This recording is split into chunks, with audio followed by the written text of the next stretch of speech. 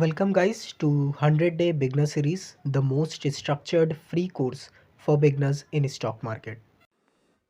Important ratios in fundamental analysis day 12. आज के video में हम फंडामेंटल एनालिसिस में और थोड़ा डीप जाएंगे और डिफरेंट फाइनेंशियल रेशियोज की बात करेंगे, जिससे आपको एक स्ट्रॉन्ग फंडामेंटल कंपनी फाइंड करने में काफ़ी ज़्यादा मदद मिलेगी। तो सबसे पहला रेशियो जो हमारे पास है वो है PE ratio. One of the most common ratio, full form price to earning ratio. Calculation की अगर बात करें तो करंट प्राइस ऑफ स्टॉक को डिवाइड किया जाता है अर्निंग पर शेयर से। और आखिर आपको पता क्या चलता है इस पर्टिकुलर रेशियो से?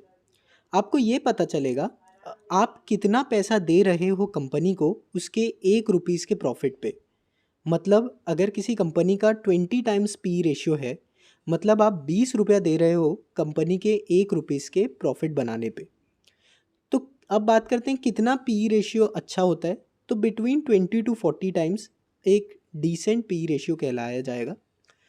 अब मान लेते हैं किसी स्टॉक का पी रेशियो अंडर 10 टाइम्स चल रहा है, तो उससे हम दो इंटरप्रिटेशन निकाल सकते हैं। या तो वो अंडर वैल्यूड है या फिर इन्वेस्टर्स को उसमें ग्रोथ नहीं दिख रही है। इसी तरीके से अगर पी रेशियो हमको 40 टाइम्स के अबव देखने को मिलता है, इससे भी हम दो चीज़ इंटरप्रेट कर सकते हैं। या तो वो ओवर वैल्यूड है या फिर ओवर बॉट है, या फिर इन्वेस्टर्स को उस पर्टिकुलर स्टॉक में काफ़ी ग्रोथ देखने को मिल रहा है।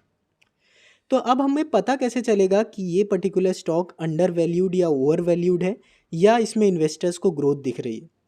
तो जब दूसरे रेशियोज और फंडामेंटल्स वीक होंगे उस पर्टिकुलर स्टॉक के, और वो ट्रेड कर रहा है price to earning ratio 10 times के अंदर, तो वो एक वीक स्टॉक है और उसकी प्राइस फ्यूचर में और कम होगी। वहीं अगर किसी का ओवरऑल फंडामेंटल्स अच्छा है और पी रेशियो अंडर 10 टाइम्स है या उससे थोड़ा ज़्यादा है, तो वो पर्टिकुलर स्टॉक एक बहुत अच्छी पोजीशन पे है बाय करने के लिए, और वो आपको अच्छे रिटर्न्स दे सकता है आने वाले कुछ ही दिनों में। उसी तरीके से अगर किसी का पी रेशियो अबव 40-50 टाइम्स चल रहा है, 100 टाइम्स चल रहा है, और दूसरे फंडामेंटल्स रेशियोज उसके और दूसरे फंडामेंटल्स एस्पेक्ट्स इतने अच्छे नहीं हैं, तो वो चांसेस हैं कि वो एक ओवरबॉट रीजन में आ चुका है और वहाँ से वो थोड़ा सा करेक्शन दिखाएगा वो पर्टिकुलर स्टॉक। और वहीं अगर उसके दूसरे फंडामेंटल्स और दूसरे जो उसके एस्पेक्ट्स हैं वो बहुत अच्छे हैं और पी रेशियो उसका 100-200 टाइम्स चल रहा है, तो वहाँ हम एक एक्सपेक्ट कर सकते हैं कि इन्वेस्टर्स उसमें फ्यूचर ग्रोथ देख रहे हैं। ठीक है, तो इस तरीके से आपको पी रेशियो को यूज़ करना है। सेकेंड जो रेशियो है हमारे पास वो है आरओई, रिटर्न ऑन इक्विटी। अभी हमने पी रेशियो के थ्रू कंपनी की वैल्यूएशन को जाना। अब आरओई में हम कंपनी के प्रॉफिटेबिलिटी को जानेंगे। ये रेशियो असल में आपको बताता है कि कंपनी अपने शेयर होल्डर्स के पैसों से प्रॉफिट बना रही है या नहीं, और अगर बना रही है तो कितना। इसके कैलकुलेशन की बात करें तो कंपनी के नेट इनकम को डिवाइड किया जाता है टोटल शेयर होल्डर्स इक्विटी से। जितना ये रेशियो ज़्यादा होगा उतना शेयर होल्डर्स के लिए और पर्टिकुलरली उस कंपनी के लिए अच्छा होगा। थर्ड है ROC, return on capital employed. ये भी बिल्कुल आरओई की तरह प्रॉफिटेबिलिटी बताता है कंपनी की, बट उसके पूरे कैपिटल पर। तो बेसिकली ये रेशियो कंपनी की एफिशिएंसी बताता है। ये रेशियो ऐसे सेक्टर्स में काफ़ी ज़्यादा यूज़फुल होता है जिनका बहुत बड़ा कैपिटल यूज़ होता है, जैसे ऑयल एंड गैस कंपनीज़। तो इस सेक्टर में बेस्ट स्टॉक्स ढूंढने में आरओसी आपकी बहुत मदद करेगा। कैलकुलेशन की बात करें तो यहाँ अर्निंग बिफोर टैक्स जो ईबिट होता है हमारा, उसको डिवाइड किया जाता है टोटल कैपिटल एम्प्लॉयड से। फोर्थ जो हमारे पास यहाँ पर रेशियो अवेलेबल है वो है डेब्ट टू इक्विटी रेशियो। ये रेशियो भी एक बहुत इंपॉर्टेंट फैक्टर प्ले करता है फंडामेंटल एनालिसिस में।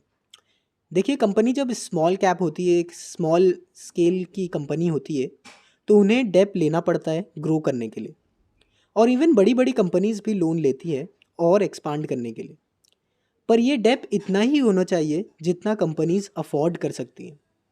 अगर मान लो कि कोई 100 करोड़ की वैल्यूएशन वाली कंपनी है, वो 120 करोड़ का डेप रख ले अपने पास, तो उसके लिए ग्रो करना तो दूर की बात, कंपनी बंद करने की नौबत आ जाएगी। तो इसीलिए ये रेशियो बहुत ज़रूरी है। और इसके कैलकुलेशन की बात करें तो टोटल लाइबिलिटीज़ को टोटल इक्विटीज़ से डिवाइड किया जाता है। लास्ट जो हमारे पास यहाँ रेशियो अवेलेबल है वो है नेट प्रॉफिट मार्जिन। ये भी एक इम्पॉर्टेंट रेशियो है। इससे हम पता लगा सकते हैं कि कोई कंपनी कितनी तेज़ी से अपने डेब्ट क्लियर कर सकती है। जितना ज़्यादा प्रॉफिट मार्जिन होगा उतना ज़्यादा वो कंपनी रेवेन्यू जनरेट कर पाएगी। अब देखिए, हमने कुछ सब रेशियोज़ की बात की और मार्केट में और भी कई ratios, different different ratios available है। पर यहाँ आपको एक चीज़ पे गौर करना होगा, वो है सेक्टर वाइज रेशियोज़। जैसे कि आप मैन्युफैक्चरिंग कंपनीज़ में नेट प्रॉफिट मार्जिन देखोगे, वहीं बैंकिंग सेक्टर में आप एक रेशियो जो देखोगे वो है एनपीए का, जो कि होता है नॉन परफॉर्मिंग एसेट, जो आपको बताता है कि कितना लोन बैंक का डेंजर में है और वो उसको रिकवर नहीं कर पाएगी। इसी तरीके से आप डेब्ट टू इक्विटी बैंकिंग स्टॉक्स में नहीं देखोगे, क्योंकि वो ऑब्वियसली उनके हाई ही रहेंगे। तो हर सेक्टर के लिए आपको अलग अलग फिल्टर्स लगाने होंगे। अब चलिए आज के टास्क की बात करते हैं, जो कि थोड़ा सा यूनिक है। मान लो कि हम 1997 में हैं और याहू के शेयर्स ट्रेड कर रहे हैं 938 टाइम्स पी रेशियो पे। तो क्या आप इस टाइम 1997 में 938 टाइम्स के पी रेशियो पे याहू में इन्वेस्ट करोगे? और अगर करोगे तो क्यों? अपने आंसर्स को कमेंट बॉक्स में डाल दीजिए। और हाँ, फंडामेंटल एनालिसिस में हम टिकर टेप ऐप का यूज़ करने वाले हैं। तो उम्मीद करता हूँ आपको कुछ न्यू सीखने को मिला होगा इस वीडियो से। अगर हाँ, तो वीडियो को लाइक करें, चैनल को सब्सक्राइब करें और कल मिलेंगे हम एक न्यू वीडियो के साथ। तब तक के लिए जुड़े रहें 100 डे बिगनर सीरीज से।